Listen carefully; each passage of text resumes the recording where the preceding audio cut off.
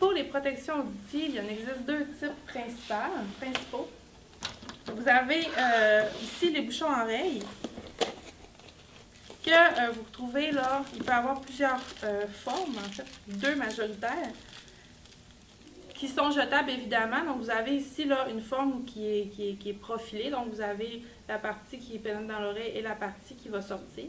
La manière d'installer vos bouchons, vous venez compresser le bouchon. Le travailleur doit venir lever le pavillon de son oreille ici et rentrer le bouchon à l'intérieur. Comme ça. Ensuite, il relâche son oreille et le bouchon va prendre naturellement sa place. Donc, il existe ce type profilé-là. Il existe aussi des types jaunes aussi, là, qui sont comme un petit tube finalement. Donc, c'est comme ça que les bouchons auditifs peuvent... c'est ça que les bouchons auditifs peuvent avoir l'air. Donc, cette protection-là peut être très efficace et aussi hygiénique parce qu'on prend les bouchons et on les jette à la suite. Donc, ça peut être très pratique pour cet aspect-là. Et vous avez aussi les coquilles. Il existe certains types qui vont se fixer directement sur le casque. Il existe aussi ces types-là qui vont venir vraiment bien protéger, vraiment bien isoler l'oreille de tous les sons qui peuvent l'endommager. Il existe aussi certains types qui viennent intégrer des micros aussi lorsque le travailleur doit être en contact continuel avec avec une équipe de travail ou quoi que ce soit. Il peut y avoir des micros intégrés, des émetteurs intégrés avec des micros pour que le travailleur soit capable de communiquer sans avoir à ôter ses oreilles ou à glisser son téléphone entre son oreille et son protecteur auditif qui augmenterait le facteur de risque par rapport au bruit.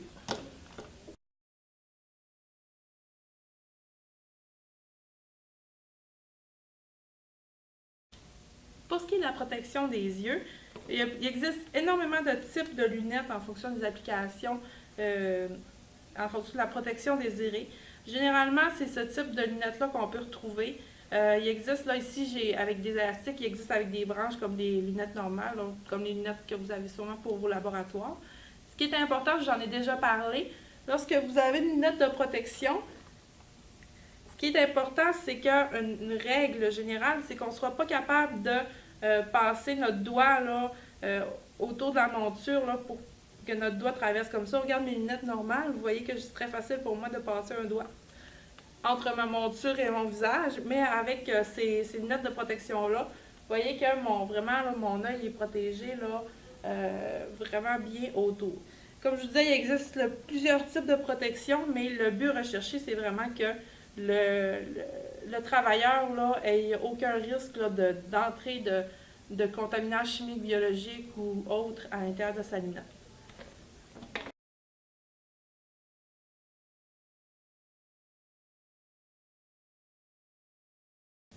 Je vous présente maintenant les vêtements de protection.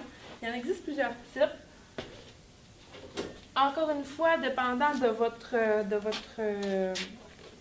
besoin de protection. Généralement, de règle générale, de toute façon, dans les industries, si vous avez besoin de vêtements de protection, vous allez avoir des bandes réfléchissantes sur votre vêtement. Donc, ça peut être ce qu'on appelle communément des big bills. Donc, vous allez avoir des bandes réfléchissantes ici pour que le travailleur soit bien vu en tout temps. Donc, normalement, ce que vous voyez, c'est ce type de dossard-là qui va être plus au niveau de la protection lorsque ça va être... On en voit beaucoup sur les chantiers de construction routier, des choses comme ça, de ce type-là, avec les bandes réfléchissantes. C'est aussi utilisé par tous ceux qui veulent bien voir, donc les chasseurs, des choses comme ça aussi doivent porter ce type de dossard-là. Lorsque vous avez des vêtements de protection de type, par exemple, Big Bill, vous allez les avoir ici. Puis au niveau là, de la poitrine, des bandes réfléchissantes pour bien que le travailleur soit vu.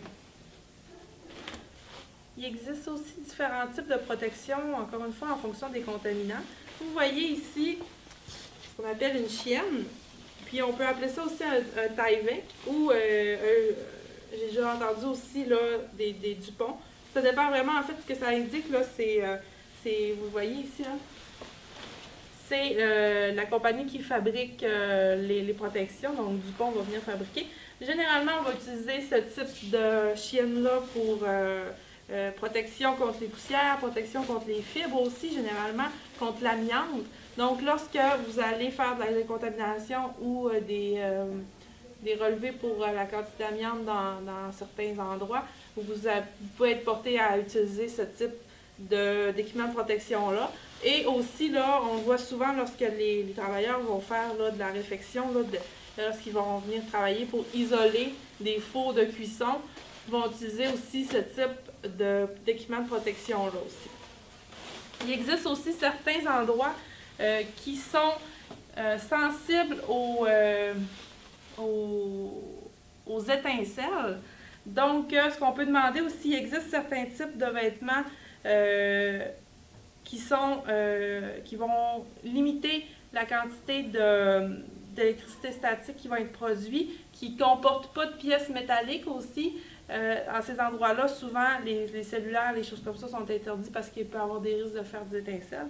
Et on va parler aussi d'équipements de protection à ce niveau-là, pas seulement que pour à l'extérieur en fait, la partie qui est en contact avec l'environnement de travail, mais aussi la partie qui se trouve sous les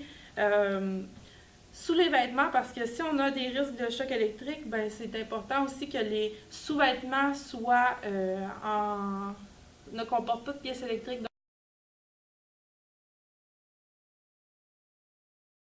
Donc, c'est un aspect aussi à étudier.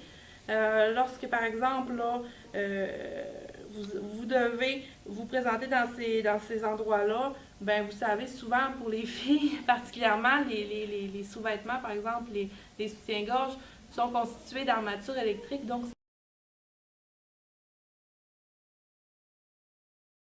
c'est interdit. La même chose aussi par des parties métalliques sur les sous-vêtements, les culottes. Donc, même chose, il faut faire attention à cette partie-là. Donc, pensez, oui, protection pour le travailleur, mais aussi en dessous des équipements de protection, en dessous des vêtements, qu'est-ce qu'on met pour être bien protégé. Ensuite,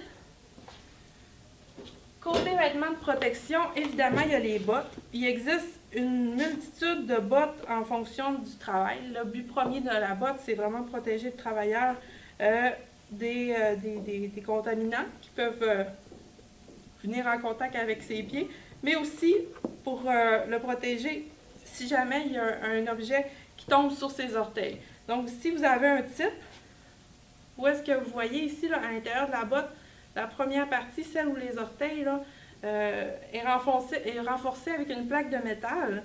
Ce que ça va faire, c'est que si jamais il y a un objet lourd qui tombe sur les orteils, bien, ça va protéger le travailleur, puis il ne se brisera pas les orteils. Il ne se cassera pas les orteils. Encore une fois, si jamais votre botte est abîmée, elle n'est plus bonne à être achetée, c'est important de la changer parce que sinon, si vous réchappez quelque chose sur vos bottes, ça peut, la protection va être diminuée puis ça peut vous blesser. Il existe aussi des bottes qui sont imperméables comme ça, donc qui vont vous protéger ici contre les contaminants chimiques. Donc avec ça, les travailleurs peuvent marcher dans certains acides, certaines bases aussi. Généralement, pour vous donner, pour savoir si ces bottes-là sont bonnes pour être utilisées sur les lieux de travail, fiez-vous ici, généralement, là, les bottes vont être accompagnées d'une petite étiquette sur laquelle est marqué CSA. Le CSA signifie l'Association canadienne de normalisation. Ce que ça a fait, c'est que cet organisme-là a émis certaines règles, soit en fonction de la protection ici, là, pour éviter que les travailleurs glissent si jamais là, ils viennent en contact avec de la glace ou un liquide.